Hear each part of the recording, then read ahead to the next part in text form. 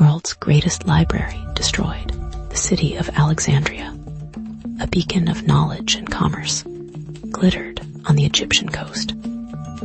Founded by Alexander the Great, it quickly became a melting pot of cultures, a hub where Greek philosophy mingled with Egyptian mystique, and Roman ambition cast a long shadow. At its heart lay the Great Library, an institution envisioned as a repository of all human knowledge. Scrolls filled its shelves, representing centuries of accumulated wisdom, from the epics of Homer to the scientific treatises of Archimedes. Scholars flocked to its halls, drawn by the promise of intellectual enlightenment. Among them were figures like Callimachus, the meticulous cataloger, and Hypatia, the brilliant mathematician and philosopher, their names echoing through the corridors of learning. But beneath the veneer of scholarly pursuits, a storm was brewing, fueled by political intrigue and religious fervor. The library, a symbol of pagan learning, stood as a challenge to the rising tide of Christianity, and whispers of dissent, of discontent, began to circulate among the city's inhabitants, foreshadowing a dark fate for this unparalleled center of knowledge. The library wasn't just a collection of scrolls. It was a vibrant ecosystem of intellectual life. Scribes meticulously copied texts, ensuring their preservation for future generations. Translators bridged linguistic divides, making knowledge accessible across cultures. Astronomers charted the stars, while geographers mapped the known world. The library attracted thinkers from across the Mediterranean, creating a community of scholars who debated, collaborated, and challenged each other's ideas. It was a place where the boundaries of knowledge were constantly being pushed, where new discoveries were celebrated, and where the pursuit of wisdom was the highest calling. Yet, this golden age was fragile, dependent on the patronage of powerful rulers and the stability of a volatile political landscape. As the Roman Empire expanded its influence, and as Christianity gained prominence, the library's position became increasingly precarious. Cracks began to appear in the foundation of this intellectual fortress, hinting at the impending collapse. The first major blow came in 48 BC, during Julius Caesar's Alexandrian War. Trapped in the city and facing overwhelming odds, Caesar ordered his ships to be set ablaze to prevent them from falling into enemy hands. The fire spread quickly, engulfing the docks and warehouses along the harbor. In the chaos, it is believed that the fire reached parts of the library, destroying a significant number of scrolls. While accounts vary, and the extent of the damage remains a subject of debate, it's clear that this event marked a turning point in the library's history. The loss of these irreplaceable texts was a devastating blow to the collective knowledge of the ancient world. But even this catastrophe did not extinguish the flame of learning in Alexandria. The library continued to function, albeit in a diminished capacity, and scholars persevered in their pursuit of knowledge. Suspicion immediately fell upon Caesar. Was the destruction accidental, a tragic consequence of war, or was there a more sinister motive at play? Some historians suggest that Caesar, a pragmatic politician, saw the library as a symbol of the old order, a bastion of paganism that needed to be weakened. By destroying a portion of its collection, he could consolidate his power and pave the way for a new era of Roman dominance. Others argue that Caesar was simply a victim of circumstance, that the fire was an unintended consequence of his military strategy. regardless of his intentions. The fire served as a catalyst for the library's decline. It created an atmosphere of fear and uncertainty, making it difficult to attract new scholars and secure funding. The library, once a symbol of Alexandria's intellectual prowess, now bore the scars of war, a constant reminder of its vulnerability. In the aftermath of the fire, the library faced a period of rebuilding and reorganization. Efforts were made to replace the lost scrolls, and new acquisitions were added to the collection. The library continued to serve as a center of learning, but it never fully recovered its former glory. Over the next several centuries, Alexandria experienced a series of political and social upheavals, each of which took its toll on the library. Roman rule gave way to Byzantine control, and Christianity became the dominant religion. As the influence of paganism waned, so too did the library's importance. Funding dwindled, and scholars began to seek patronage elsewhere. The once vibrant intellectual community of Alexandria gradually dispersed, leaving the library increasingly isolated.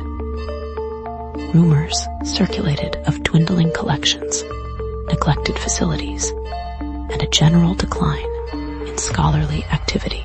A major twist in the narrative involves the Serapeum, a temple dedicated to the Greco-Egyptian god Serapis.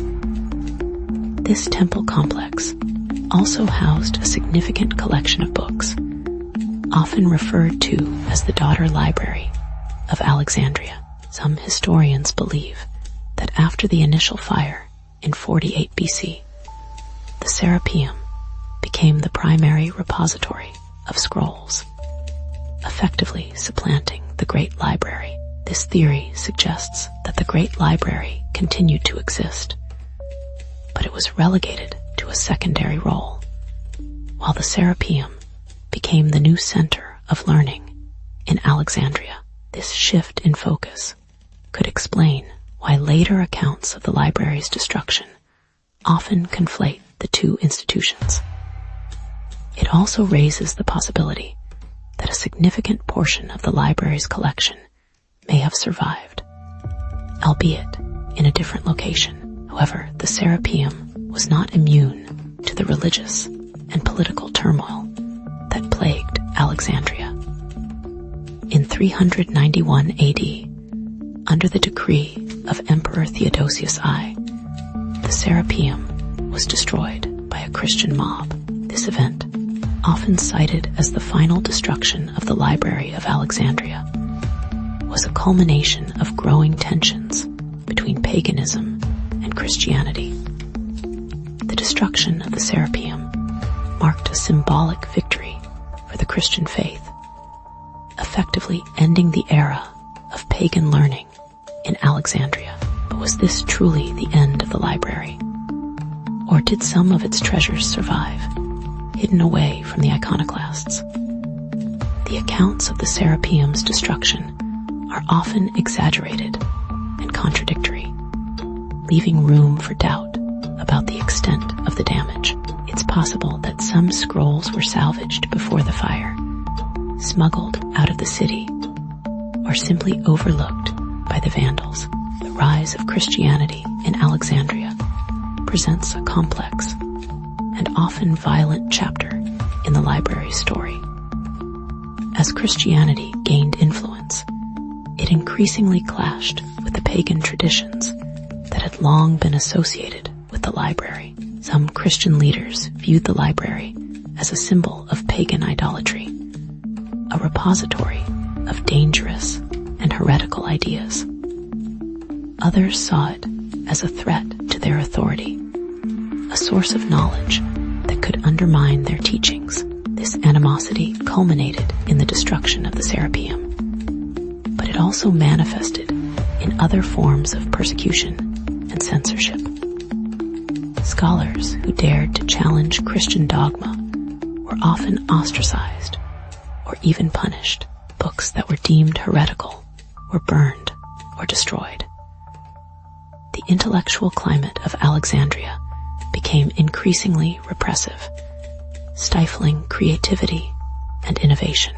Murder of Hypatia, a prominent philosopher and mathematician in 415 AD, stands as a particularly gruesome example of the religious intolerance that gripped Alexandria. Hypatia was a renowned scholar and a respected teacher, known for her eloquence, her wisdom, and her dedication to the pursuit of knowledge. But she was also a pagan, a symbol of the old order that the Christians were determined to eradicate. She was brutally murdered by a mob of Christian zealots who accused her of witchcraft and paganism. Her death sent shockwaves throughout the intellectual world, signaling the end of an era of tolerance and enlightenment. Hypatia's murder is often seen as the definitive end of the Library of Alexandria, a stark reminder of the devastating consequences of religious fanaticism. But even after the destruction of the Serapeum and the murder of Hypatia, the story of the Library of Alexandria doesn't quite end. While the grand institution of the past was gone, the spirit of learning persisted in Alexandria. Smaller libraries and private collections continued to exist, preserving fragments of the ancient knowledge. Scholars continued to study and teach, albeit in a more limited capacity. The legacy of the library lived on in the minds of those who cherished learning, and in the works of those who sought to preserve the wisdom of the past. Over time, the story of the Library of Alexandria became a legend, a symbol of the lost knowledge of antiquity. Its destruction served as a cautionary tale, a reminder of the fragility of civilization and the dangers of intolerance. Centuries passed, and the sands of time buried the ruins of Alexandria beneath layers of history. The location of the library became a matter of speculation, its treasures lost to memory. Archaeologists searched for clues, hoping to unearth the remnants of this lost world. But the library remained elusive, a ghost of its former self.